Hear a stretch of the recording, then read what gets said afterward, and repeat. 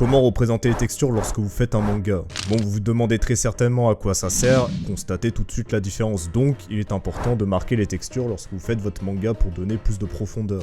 Alors pour tout ce qui concerne les cheveux et les fourrures, on va se servir une nouvelle fois d'un modèle, donc comme pour les trucs qui brillent, on met une épaisseur assez fine, et tout simplement on fait les contours comme ceci, voilà.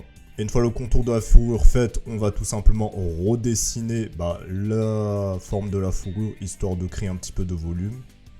Et ça va être un procédé assez similaire pour les cheveux, on fait le contour. Et une fois cela fait, pour texturer les cheveux libres, ce que vous allez faire tout simplement, c'est suivre la forme du cheveu et faire des petites lignes, mais pas complètes jusqu'au bout des cheveux.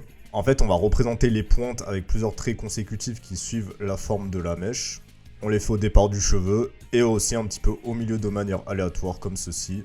Par contre, en ce qui concerne les cheveux attachés, pour donner un rendu un petit peu plus réaliste, là ça va être assez différent. Et on va faire tout d'abord le contour de la partie attachée. Là on a fait le dessus du crâne déjà entouré. Et ce que nous allons faire, c'est tout simplement prendre l'extrémité de la fin des cheveux jusqu'au point d'attache, ici par derrière. On va faire des traits comme ça qui suivent la forme du crâne. Dans un premier temps, on les fait pas nombreux et là on va les multiplier premièrement aux deux points de tension, l'avant du crâne et là où c'est attaché avec le serre-tête.